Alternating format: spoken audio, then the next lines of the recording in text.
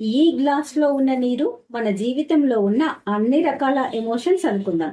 అంటే బాధ, కోపం, బాధ్యత, అనుకోని నిరాశ, భయం లాంటివి, ఇంకా ఆనందం, ప్రశాంతత లాంటివి. ఇప్పుడు ఈ గ్లాస్ లో ఉన్న ఎమోషన్స్ ని ఇందులో పోస్తున్నారు.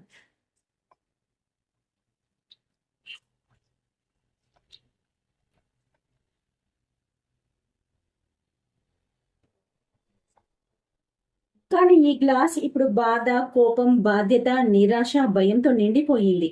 ఇప్పుడు శాంతికి స్థలం లేదు, ఆనందంకు చోటు లేదు. ఎందుకంటే మన హృదయం ఎప్పటికీ బాధతో నిండిపోతుంది. ఆలోచించండి, గ్లాస్లో ఉన్న నీటిని, అంటే మన ఎమోషన్స్ ని కాసేపు గమనించగలిగితే, వదులుకోగలిగితే, బాధని వదిలితే శాంతికి చోటు దొరుకుతుంది. కోపాన్ని వదిలితే ఆనందం ప్రవహిస్తుంది.